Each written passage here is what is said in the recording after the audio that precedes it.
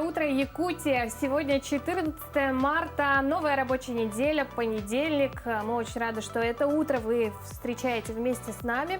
Поверьте, мы искренне хотим, чтобы вы сегодня хотя бы немножко улыбнулись и подняли себе настроение вместе с нашей программой. Екатерина Винокурова, Руслан Ачиров всю эту неделю вместе с вами будем.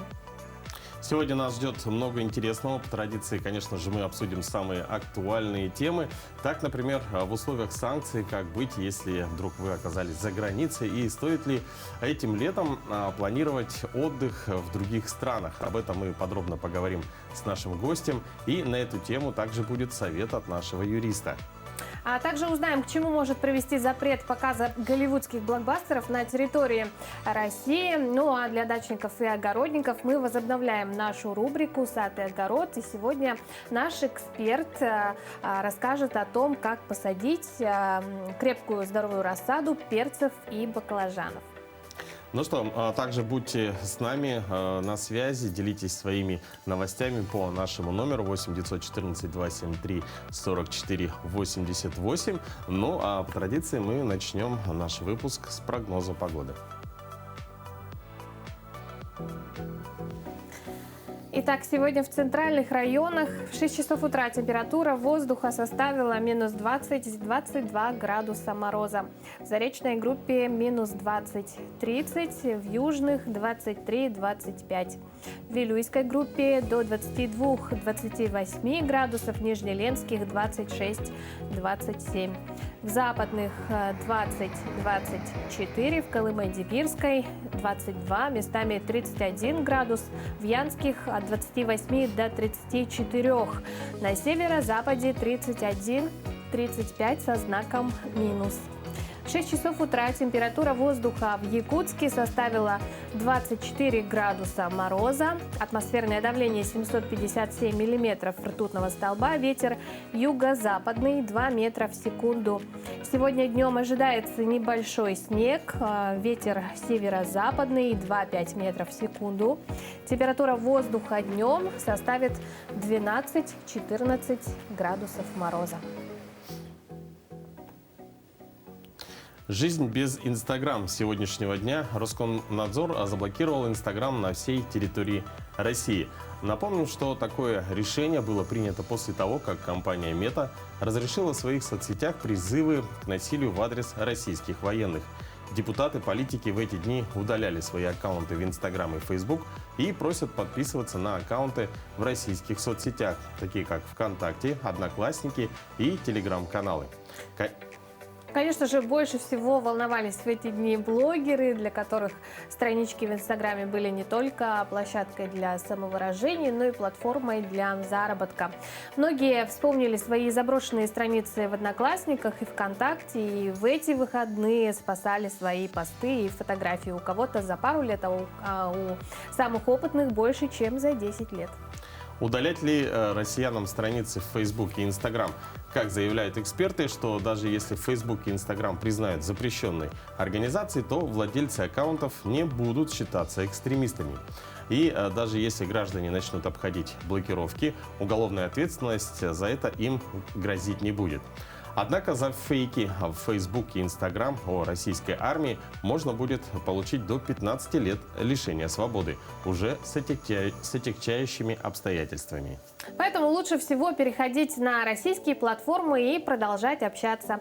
Ну а мы, в свою очередь, тоже не хотим терять обратной связи с вами. И пока наш номер рабочий все-таки работает. Пишите нам, делитесь своими мыслями, предложениями и поздравлениями. Ну что, друзья, мы сейчас предлагаем небольшой тест. Он поможет определить, в чем вы успешны. На экране вы сейчас увидите 6 штук шоколадок, 6 шоколадок. Выберите сейчас ту, которая вам больше всего нравится, которая вам больше всего по душе. И с помощью этого мы определим, в чем ваш успех. Вы пока выбирайте, и в конце нашего эфира мы озвучим вам ответ. Главное, не переключайтесь. Ну а 1 марта многими западными киностудиями, в том числе Sony, Disney, Warner Brothers и другими компаниями, было принято решение о прекращении показа фильмов на территории России. Санкции коснулись не только государственных, но и частных кинотеатров. Подробности в материале Оксаны Устиновой. Россия на протяжении последних лет является одним из ключевых рынков сбыта для Голливуда. По данным компании Comscore, только в прошлом году релизы «Фабрики грез» заработали в нашей стране $601 миллион. Поэтому российские представители крупных компаний свою деятельность не останавливают и находятся в ожидании дальнейших решений.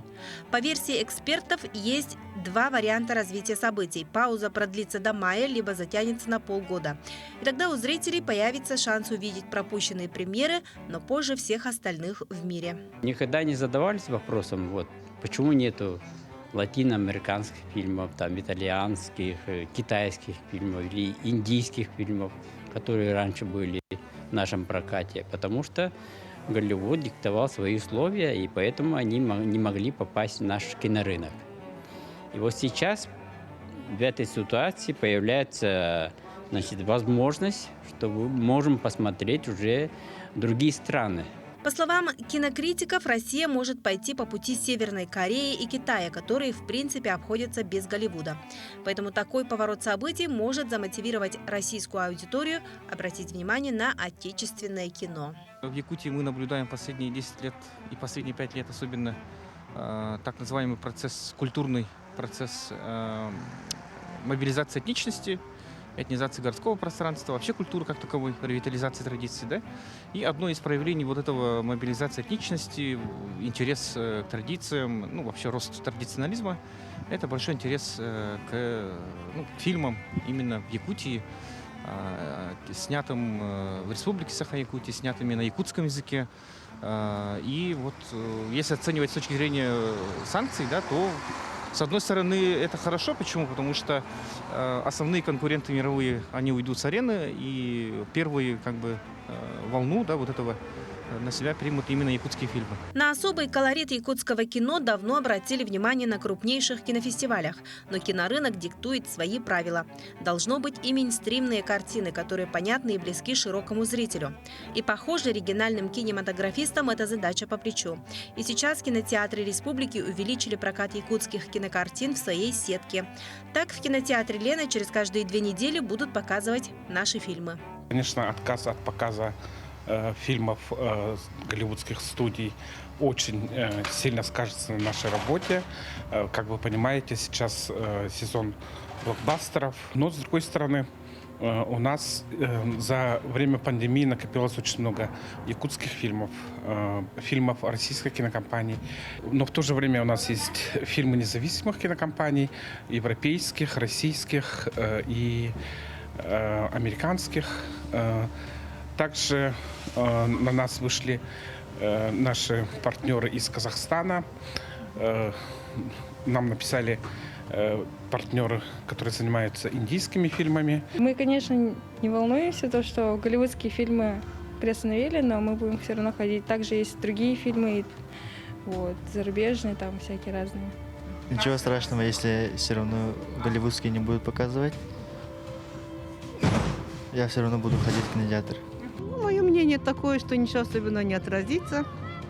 Я думаю, у нас своих российских фильмов много, старых фильмов много, так что Саха-фильм много фильмов. Так что вариантов много, надо только выбрать, что показать. И до этой ситуации наши картины всегда били рекорды по кассовым сборам, опережая те же голливудские новинки. Но заполняемость залов в ближайшее время все же может снизиться. Это связано с уходом с рынка ekt.ru. Портал давал возможность приобретать билеты в любой кинозал онлайн. Теперь зрителю придется покупать билеты либо в кассе офлайн или на сайте кинотеатра, что не совсем удобно, особенно молодежи. Оксана Устинова, Георгий Григорьев, Владимир Павлов, Якутск. Но мы продолжаем эту тему уже в нашей студии. У нас в гостях генеральный директор Якутской киносети Петр Черяев. Доброе утро. Доброе утро. Петр, скажите, как вы считаете, в условиях ужесточения санкций, как будут дальше развиваться события, на ваш взгляд? Смотрите, здесь все зависит от того, насколько долго все эти санкции продлятся. Дело в том, что вот в советское время, да, когда кино было на пике своей популярности, на пике своего развития, да, мы снимали кино на свою пленку, мы снимали на свои камеры, показывали все это на своих проекторах в кинотеатрах. И сейчас получается, что мы все это потеряли в постсоветское время. Сейчас кино производится на зарубежную все заимствованную технику. И в ближайшем будущем, если долго, какое-то длительное время будут эти санкции, то мы рискуем действительно потерять наши кинотеатры в стране. Что касается того, какие фильмы, чем мы сможем заменить вот, отсутствующее голливудское кино, действительно в мире производится огромное количество фильмов. Я бы сказал, где-то цифра около 10 тысяч картин ежегодно в мире производится. И из них порядка 300-1000 фильмов выходят на широкие экраны в мире. Получается огромный пласт этих вот картин, они просто не имеют возможности выходить на широкий экран.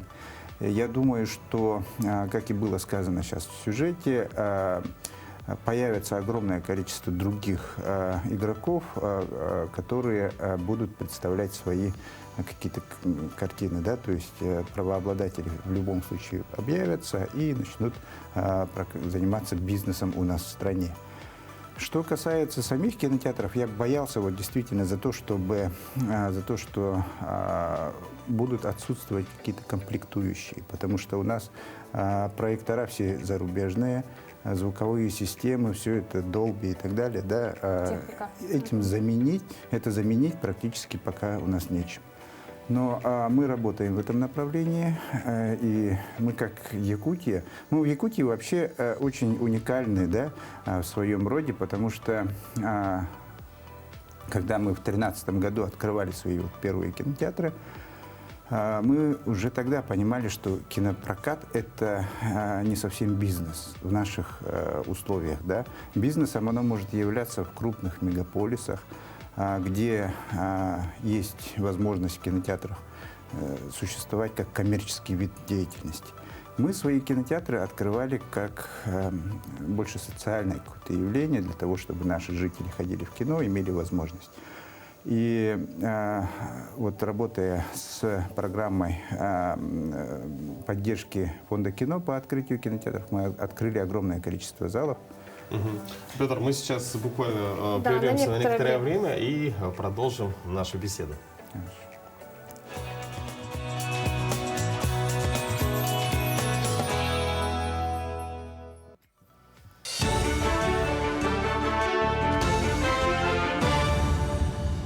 Коллеги, доброе утро. Доброе утро, Якутия. Сейчас блок новостей. 28 семей в Айхале переедут из ветхого и аварийного жилья в этом году. На это государство Ялроса направит 208 миллионов рублей. В прошлом году расселили 56 квартир, по республиканской программе 7 многоквартирных домов. Жителям еще одного строения переезд только предстоит. По муниципальной программе 47 жителей домов на Октябрьской партии и поселка Дорожного получили компенсацию, а для 2 семей администрация приобрела недвижимость. Для этого Алроса предоставила 24,5, а государство 45,5 миллионов рублей. Напомним, о необходимости обновления жилого фонда и масштабном переселении людей говорил глава республики Айсан Николаев на форуме «Будущее алмазных городов» в прошлом году. А в Ленске 129 домов газифицируют в этом году. Всего к голубому топливу желают подключиться 157 собственников. Газопроводы проложат на 16 улицах частного сектора. Напомним, бесплатно газ подводят только до границ участков. За строительно-монтажные работы внутри частной территории заплатит владелец. Также в планах на этот год бесплатно подключить 36 домов микрорайона Ханайдаха к автономному газовому отоплению. Что тормозит подачу заявлений от населения, это то, что люди должны обязательно в течение 3 месяцев там, или даже 4 месяцев подключиться к газовым сетям. В противном случае будут им предъявлены штрафные санкции. Поэтому это сдерживает поступления. То есть те, кто могут именно конкретно в этом году газифицироваться, они подают документы. И подавать заявление заранее, как бы исходя из этого, я не рекомендую. Якутия прежде всего известна как край суровых морозов, а также славится своей природой и таежными лесами. Есть у республики и другие поводы для гордости. Предприниматели, деятельность которых вышла за границы родного края. В свете последних событий республиканские предприниматели также осуществляют деятельность по импортозамещению. Так, компания «Саха-чай» представляет линейку продукции, ориентированную не только на регионального, но и федерального потребителя. Местная торговая марка осуществляет полный цикл производства чая из дикорастущего сырья на профессиональном оборудовании. Сбор сырья производится в экологически чистых районах республики. Более того, к столетию ЕАССР «Саха-чай» выпускают отдельную брендированную линейку товаров со специально разработанным дизайном. Таким образом, местные товаропроизводители делают свой вклад в мероприятие к грядущему столетию республики.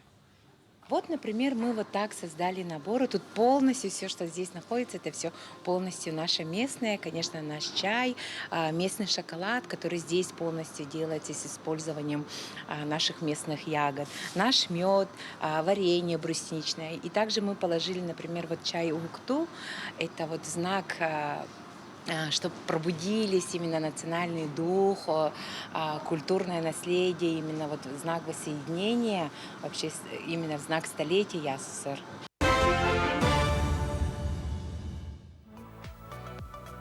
А мы продолжаем говорить на тему санкций, закрытием, да, как бы его влиянием на кино, на киноиндустрию, в частности на нашу якутскую. В нашей студии, напомню, Петр Черяев, генеральный директор якутской киносети. Петр, мы продолжаем.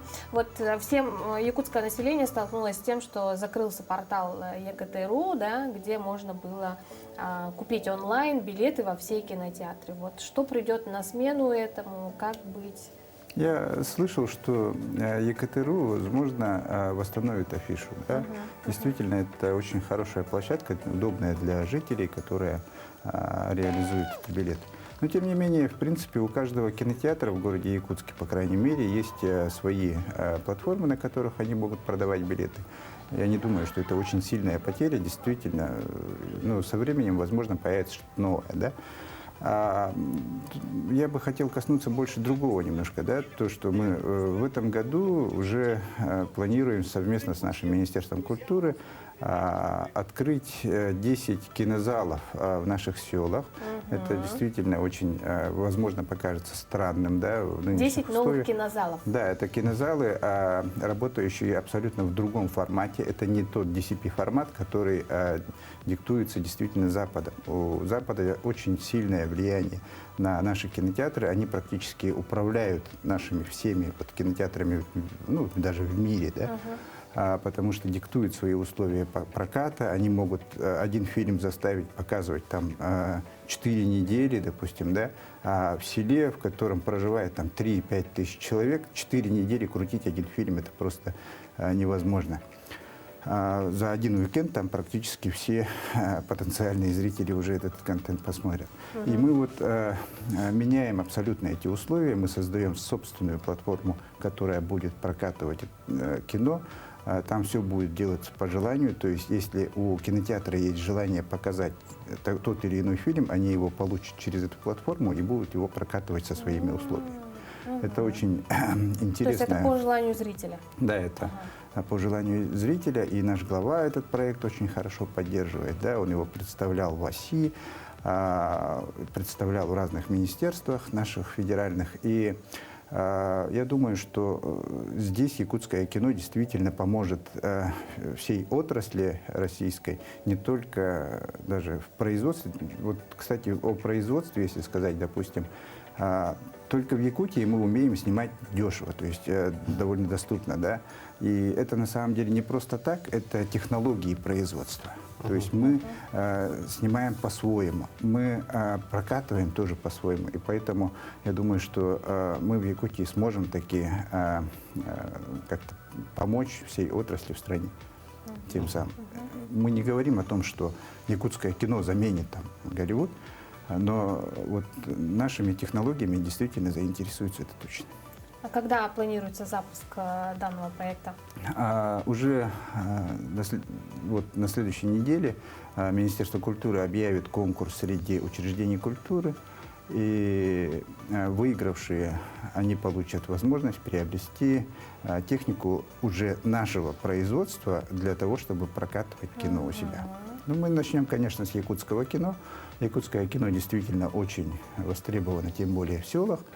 И у нас же многофункциональные в основном залы, вот эти вот дома культуры, в которых проходят большое количество разных мероприятий, и помимо этого у них появится возможность показывать кино. Ну, здорово. Прямо такая очень хорошая новость для наших кинозрителей. Петр, вам большое спасибо. Желаем успехов. Ну и, дорогие друзья, я думаю, сейчас самое время подошло поговорить о новостях культуры. Доброе утро! С вами «Культурные новости».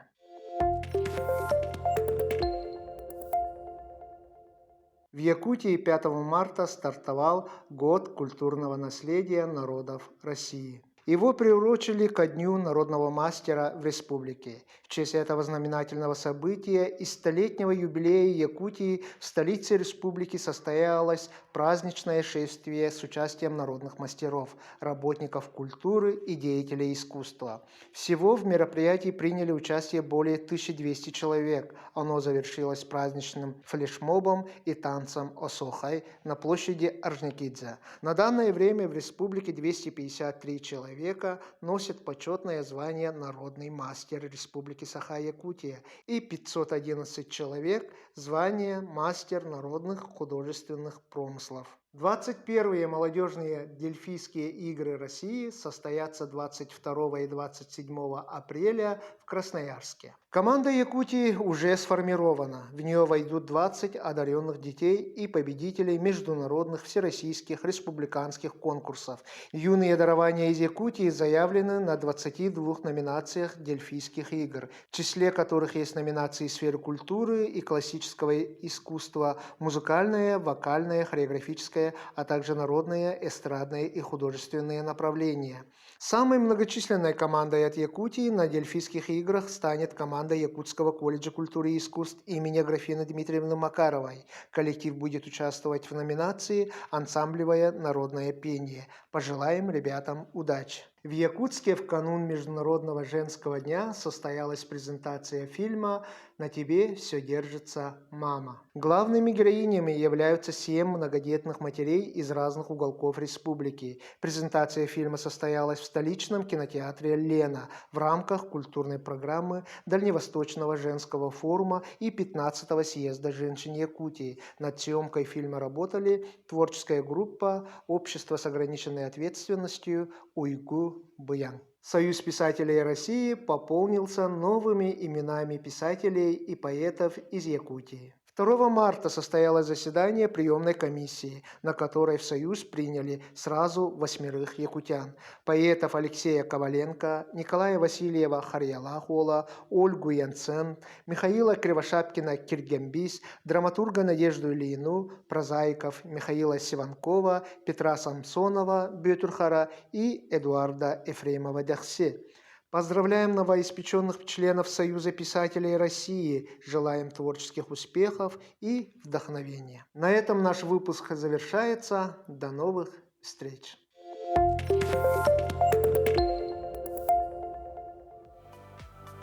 День безобразно хорошего настроения отмечается сегодня, 14 марта. Праздник, конечно, не официальный, но тем не менее мы хотим, чтобы у каждого из вас сегодня настроение было именно таким, и вы хоть немножечко сегодня улыбнулись. Ну а с официальными датами и событиями этого дня знакомимся в нашей рубрике.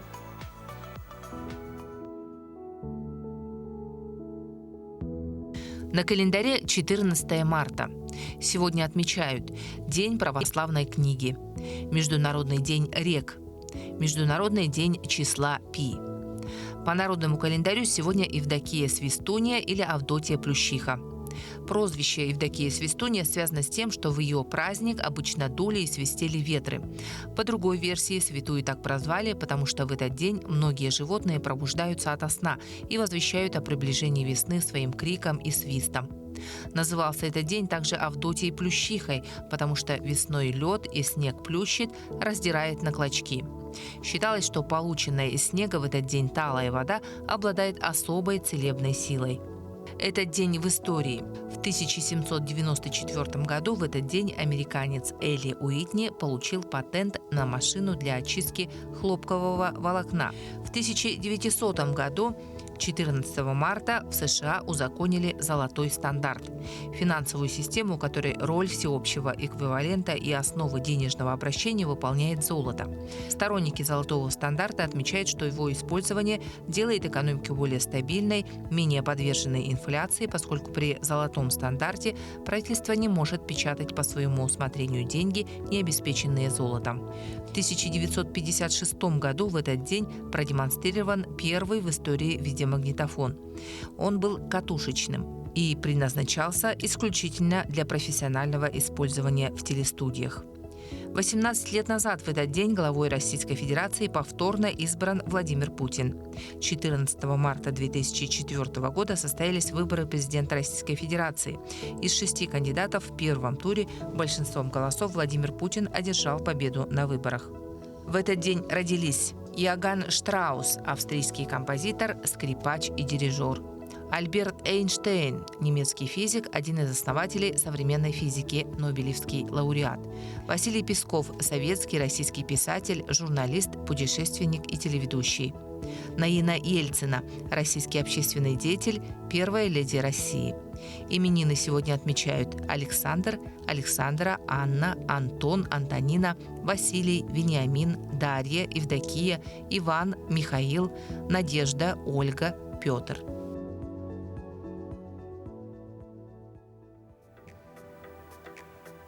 Доброе утро всем, кто к нам присоединился. В эфире «Утро Якутии» на каналах Якутия-24 и НВК Саха. Друзья, в начале передачи мы предложили вам пройти небольшой тест. Сейчас мы его повторим. Напомним вам, перед вами 6 шоколадок. И этот тест заключается в том, что в конце нашей передачи мы узнаем, в чем вы успешны. Самое главное, вам нужно выбрать ту шоколадку, запомнить ее номер и, конечно же, не переключаться. Да, номер выбранной вами шоколадки отправляйте на наш номер 8914 273 4488. Ну а уже середина марта, и для огородников и дачников, еще не успевших посадить рассаду, самое время заняться этим. Наш эксперт Ольга Шиханова сегодня даст советы, как посадить крепкую и здоровую рассаду для перцев и баклажанов. Доброе утро, уважаемые телезрители и уважаемые дачники. Сегодня наша тема – это перцы и баклажаны. Если, допустим, среднеспелый мы берем перец, и он у нас должен взойти, допустим, мы его сажаем 4-5 марта, и он сходит уже, допустим, в это время он быстро всходит. Я, например, высаживаю 20 мая. Если он у меня с 10 мая по 20 мая. Вот среднеспелому перцу, среднему, надо, значит, 60-70 дней до высадки рассады. А средние сорта я сажаю вместе с ранними. Ранние сразу сажаю с ними, потому что они дают раннюю продукцию. Если перец начинает цвести в рассаде, то он очень плохо развивается. У него вегетация задерживается. И он все силы сразу бросает на цветы, на плодики, которые там есть. Я, например, цветочки, если они начинают выходить, я их отщипываю. И, конечно, самый первый – это вот этот коронный цветок, который на развилке. Его надо убирать. Если хоть один раз перец в рассаде пересох, у него сокогон по стволу нарушается. И он уже так не развивается. А если уже несколько раз он пересох, то у него ствол становится древовидный. И еще перец делать нужно подсадку. Я никогда не тороплюсь рассаживать перец и баклажаны. Говорят, там 2 листочка надо, пусть они окрепнут. Вот такой маленькой, если посадить, там, допустим, с 2 листочками, вот в такую, да, посуду.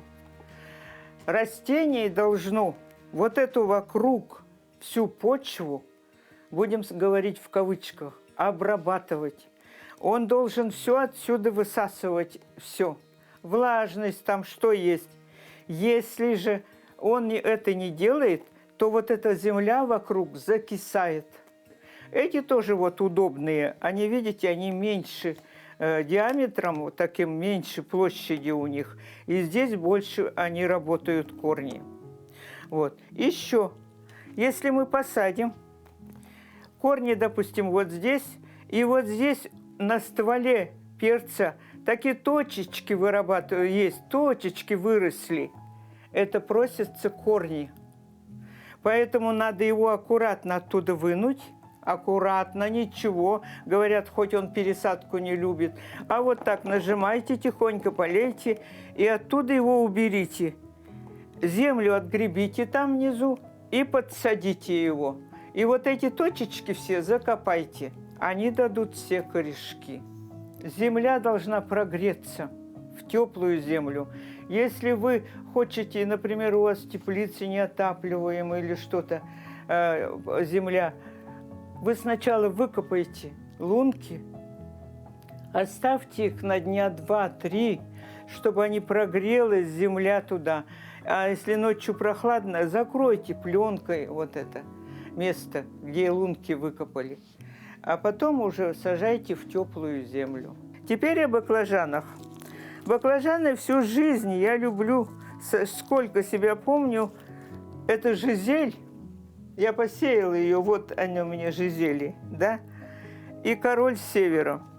Такой он благородный и благодарный. Баклажаны мы выращиваем в холодной грядке, укрываем ее только, хорошо укрываем акрилом, пленкой сначала, и замечательно растут баклажаны. И надеюсь, что нынче тоже так же будет. И вам желаю всего хорошего и урожаев хороших. Когда путешественник приобретает билет на самолет, он заключает с авиакомпанией договор перевозки. Согласно данному документу, авиакомпания должна доставить пассажиров в пункт назначения, который указан в билете. Да, ну вот как быть и что делать, если поездка отменилась, как вернуть деньги за билеты и за туры? Об этом подробнее расскажет наша юрист Вероника Тамтосова. Доброе утро, дорогие друзья. Итак, у нас сегодня сложная тема – это возврат авиабилетов. Понимаю, что рушатся планы, но давайте поговорим о правовом основании. Итак, большинство перевозчиков предлагают клиентам перебронировать на другие рейсы или вернуть деньги. Это Аэрофлот, Россия, Азимут, Нордвинд, Рендвинд, Победа, S7 Airline, Якутия готовы сделать только полный возврат средств. В некоторых авиакомпаниях он происходит автоматически, но чаще всего необходимо обратиться с заявлением о возврате денежных средств при возврате билетов.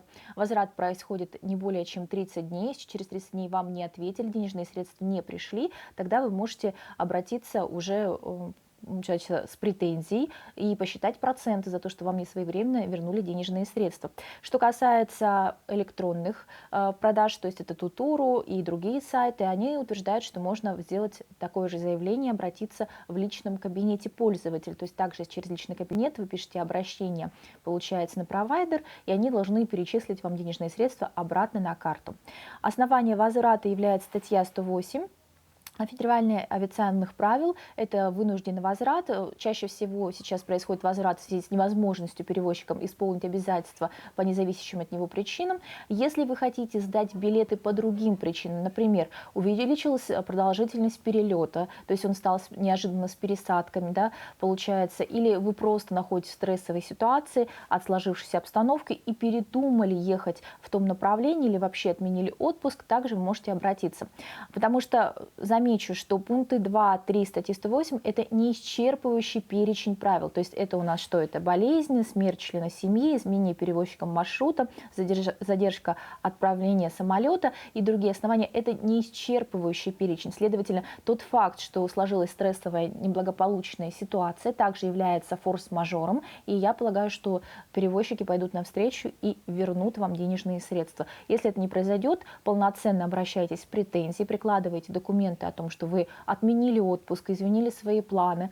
И это, я полагаю, тоже достойное основание для того, чтобы осуществить возврат. Ну, надеюсь, что все скоро будет хорошо, дорогие друзья. Не переживайте, держите себя в руках, а мы всегда вам поможем. Доброе утро. Сегодня у нас в гостях заместитель министра по внешним связям и делам народов республики Сергей Александрович Хатылыков. Доброе утро. Доброе утро. Сергей Александрович, вы курируете международное гуманитарное сотрудничество, межрегиональные связи и работу с отечественниками за рубеж. Наш вопрос вам. Обращались ли к вам наши земляки, которые хотят возвратиться на родину, и какая помощь им оказывается? Да, действительно, в настоящее время с начала специальной военной операции на территории Украины были приняты некоторые санкции в отношении России, в том числе и закрытие воздушных пространств ряда стран. Это страны Евросоюза, ряд некоторых других европейских стран, ряд североамериканских стран. Вот. И в связи с этим возникли трудности с возвращением наших соотечественников, которые в это время находились за пределами Российской Федерации. В том числе у нас несколько человек находится на территории Украины. И в большинстве своем это туристы, которые выехали на отдых, и в данное время были отменены их обратные рейсы, в том числе и регулярные рейсы. Вот. Но у нас действует единая городская, республиканская горячая линия номер 122, либо из-за пределов республики можно брать плюс 8 800 100 ровно 5069, либо из-за пределов Российской Федерации это через плюс 7 800 100 ровно 5069. И в голосовом меню нужно набрать кнопку 3 по вопросам обращения граждан. Данная горячая линия работает в круглосуточном режиме. Мы постоянно на связи. Можете до нас дозвониться и задать интересующий вас вопрос. Все операторы передают поступающие вопросы в наш оперштаб. И мы совместно с МИД России передаем им рекомендации Министерства иностранных дел Российской Федерации, рекомендации Ростуризма, Росавиации. И таким образом мы постоянно следим за ситуацией и передаем нашим тем, кто к нам обратился, наши рекомендации и как действовать в дальнейшем, какие действия предпринимать. А сколько вообще в целом на сегодняшний день якутян находится за границей? В настоящее время в общей сложности примерно свыше 70 человек. Это и те, кто находится на территории Украины, это и студенты, которые обучаются по линии Северо-Восточного федерального университета и в частном порядке. Плюс это туристы. Вот. Ну вот как обстоят дела со студентами? Со студентами, те, кто обучается по линии СОУФУ, это ряд стран Европы, это Швеция, Германия, Франция. С ними все хорошо, все спокойно, пока никакой информации тревожной не поступало. Были студенты из Республики Корея, которым мы помогли также подобрать обратные билеты через третьи страны. Есть студенты в Чехии, в Словакии. Мы с ними на связи. По рекомендации МИД России мы рекомендуем всем установить приложение «Зарубежный помощник», написать письмо на специальную почту Департамента ситуационно-кризисный центр МИД России, это dskc@mid.ru, чтобы оставаться на связи, чтобы МИД России сразу автоматически принял их в свою базу данных. А скажите, в условиях санкций с какими странами планируется расширение сотрудничества?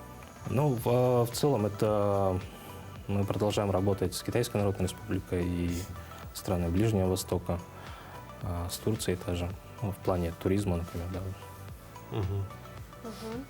А могут ли якутяне планировать отдых этим летом за границей? И в каких странах это сделать предпочтительнее и какие меры необходимо соблюсти?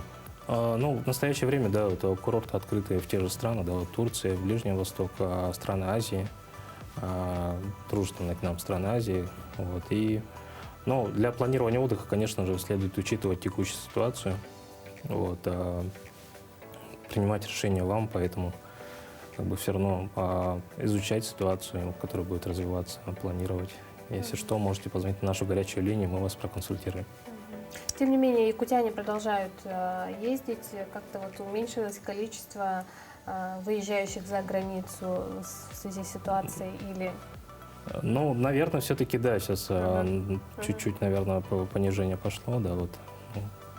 Сейчас еще низкий сезон, посмотрим, как летом будет. Сергей Александрович, спасибо вам Спасибо. за ответы на наши вопросы. Отличного вам дня желаем, хорошего настроения. Вам также спасибо. Ну а далее мы ненадолго прерываемся, после чего продолжим. Оставайтесь с нами.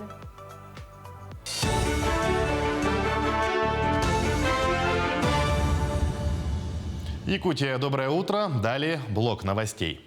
Правительство Якутии подготовит пакет региональных мер для поддержки экономики Якутска в условиях новых ограничений.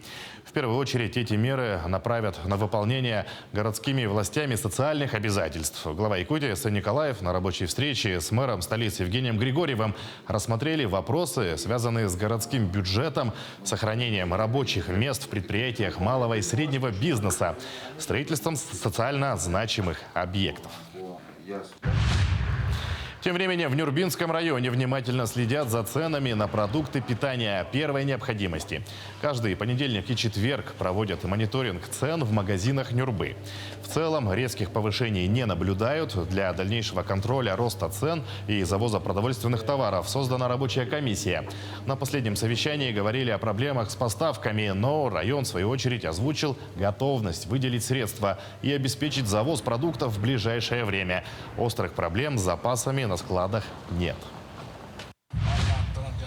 Золотую сваю новой больницы установили в Чурапчинском районе. Это стало возможным благодаря федеральной программе «Модернизация первичного звена здравоохранения». Это будет поликлиника на 350 посещений в смену. Медучреждение включает взрослую и детскую поликлинику, женскую консультацию, стоматологию, дневной стационар на 10 коек, терапевтическое отделение на 23 койки, отделение реабилитации и хозяйственный блок. Там разместят скорую помощь, гараж, склад и аппарат МРТ. Жители района долго ждали этого дня. Строительство нового больничного комплекса завершат в 4-м квартале следующего года. Особенно радует чурапчинцев появление нового кабинета компьютерной томографии. Сегодня у нас двойной замечательный день. Это у нас открытие компьютерного томографа, приобретенный в рамках программы модернизации первичного здравоохранения.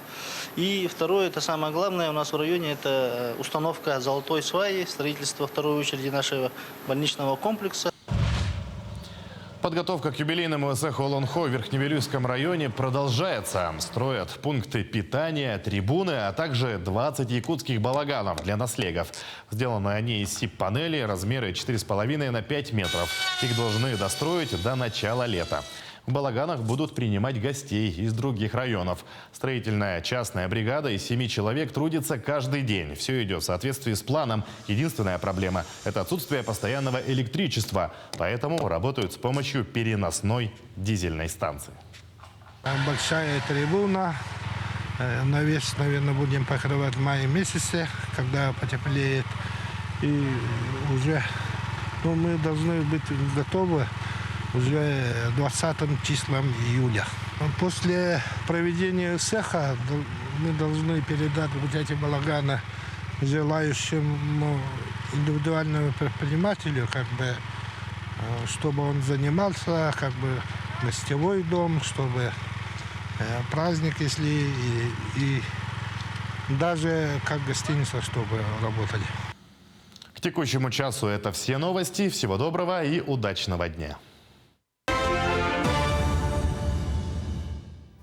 Спасибо коллегам. Елена Амосова, популярный блогер в социальных сетях, пишет о материнстве и ремонте квартиры. Вместе с супругом они сделали ремонт с нуля и собрали всю мебель самостоятельно. Несмотря на то, что квартира еще полностью не завершена, Лена любезно согласилась поделиться с нами полезными советами и фишками по обустройству и ремонту своего семейного гнезда. Давай немножко познакомимся с тобой, для тех, кто тебя не знает, возможно, да, с нашими телезрителями. Как давно ты начала вести Инстаграм и когда стала популярной? Инстаграм я начала вести, наверное, с тех пор, как появился сам Инстаграм с 2011 года. Раньше у меня блог больше был, наверное, о путешествиях, о взаимоотношениях, о культурной жизни города. Долго я вела блог о том, как найти, как оформить ипотеку. Тоже много полезных лайфхаков было. И буквально все, наверное, мои подписчики ощутили, как весь наш переезд, продажу квартиры, переезд в съемную квартиру. Вместе с вами переживали, переезжали, да? Это у меня зона для готовки еды. Хорошо, что кухня позволяет, но поэтому я очень рада, что не отказалась от этой идеи. Очень удобно, оказывается, здесь готовить. По всей вероятности, Лена очень любит готовить. Например, микрозелень.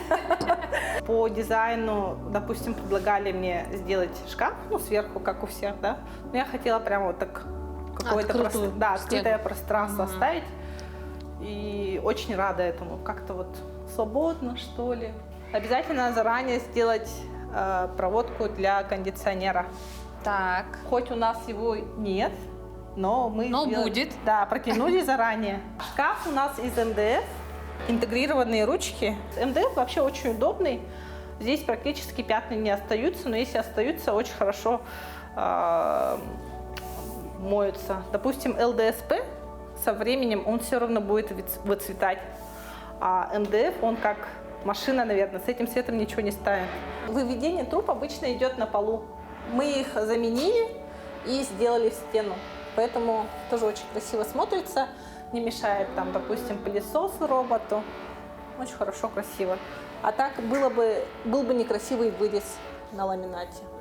В нашей спальне здесь я больше хотела рассказать о зеркале. Зеркало мы тоже сами сделали. Заказали здесь просто панель, вырезали зеркало. Здесь у меня гардеробная, то есть она спрятана. Там гардеробная немножко не убрана. Но сам факт того, что вот зеркало очень удобно. То есть у меня есть и зеркало, но не загромождается этой дверью, которая вот так бы открывалась. Здесь у меня кроватка для ребенка.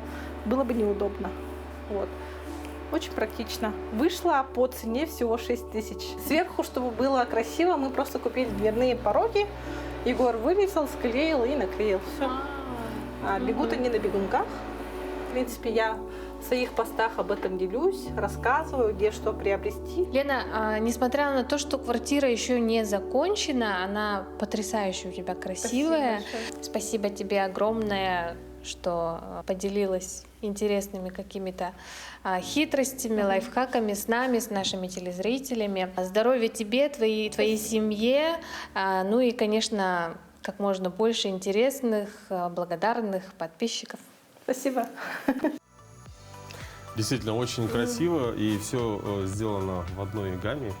Твои впечатления как? Ну, очень красиво. Я там была же, и Лена вообще молодец, действительно, с своим мужем. И мы ждем прям завершения их ремонта, хотя, как она сказала, еще не скоро все это закончится. И обязательно снова поедем к ней в гости. Ну а сейчас у нас начало недели, и мы предлагаем посмотреть, что звезды нам нашептали. Да.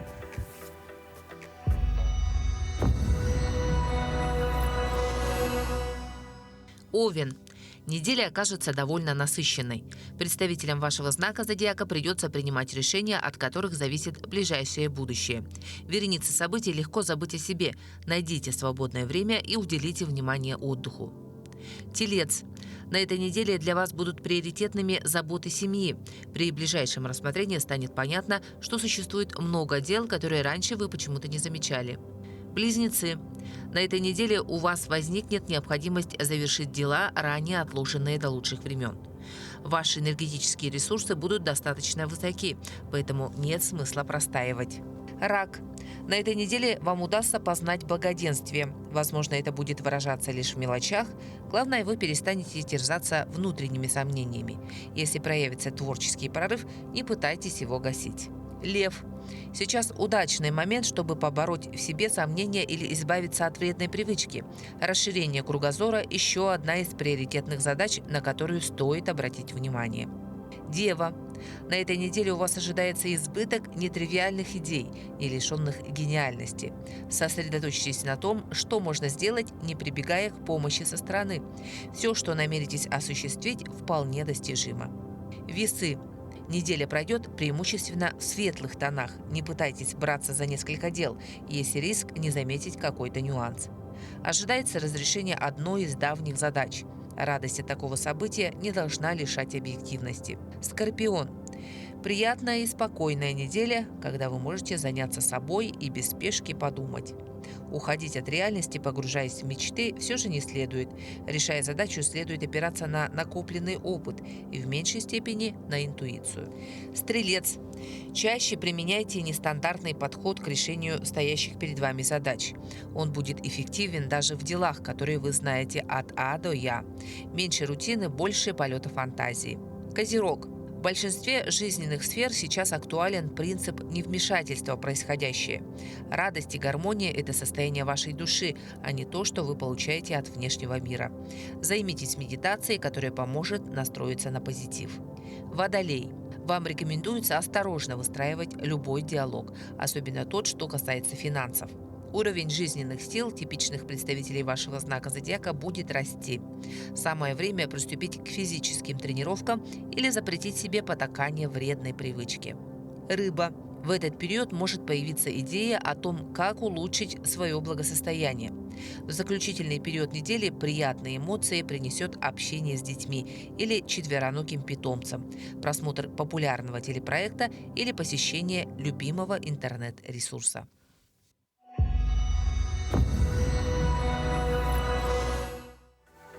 Ну что же, мы сейчас узнали прогноз нашего гороскопа, а сейчас хотели бы напомнить вам наш интерактивный тест.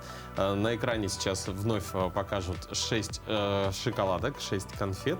И вы прямо, кстати, сейчас можете загадать, да, выбрать одну из них, если вы это не сделали в начале нашей передачи. Да, тест показывает, насколько вы успешны. В чем вы успешны? Да, в чем вы успешны.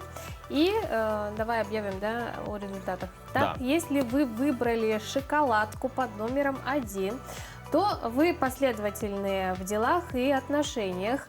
У вас редко бывают запутанные ситуации, не сделанные дела и нерешенные проблемы. Везде своевременная очередность. Вы в шоколаде в этом вопросе. Если вы выбрали шоколадку, конфету под номером 2, то в личных отношениях, в вопросах любви вы в шоколаде. Вам легко познакомиться с человеком, который вам понравился. Вы умеете очаровывать противоположный пол и пользуетесь заслуженным успехом у тех людей, которые вам нравятся. Если вы выбрали шоколадку под номером 3, вы умеете ждать и не торопить события. Не паникуйте, если что-то идет не так, как вам нужно. В самых сложных ситуациях сохраняйте самообладание. Понимайте, что за сложными моментами будет всегда удачный период. Если говорить о уравновешенности, вы в шоколаде. Следующая шоколадка номер 4. Вы умеете добиваться своих целей. Ваш уровень жизни улучшается благодаря вашим действиям. Карьера, отношения становятся лучше с каждым этапом. Вы в шоколаде в успешном развитии. Если вы выбрали номер 5, то вы умеете останавливаться. Вы человек, который знает, что такое чувство меры, не позволите себе рисковать, умеете сдерживать свои эмоции и порывы. Вы в шоколаде в самоконтроле. Ну и завершает наш тест номер 6, шоколадка под номером 6. Если вы выбрали ее, то вы можете разобраться в самом запутанном деле или отношениях. Вы человек, который умеет думать, анализировать и делать окончательные выводы. Вы психолог и детектив в одном лице. Здесь вам нет равных, здесь вы в шоколаде. Так, ну что, в принципе, я выбрал номер 4 и более-менее что-то такое совпадает. Да? А что там было под номером 4? Так, ну, в чем вы ты умеете... в шоколаде? Да, я в шоколаде в успешном развитии. развитии. Прям очень, очень приятно. А я выбрала номер 2, что говорит, что я в шоколаде в любви, оказывается, хотя я этого не знала. Будем работать над собой. Да, друзья, ну что, я думаю, что вам понравился наш интерактивный тест. Ну, а мы продолжаем, двигаемся далее. И хотелось бы, да, вам напомнить немного о погоде на сегодняшний день.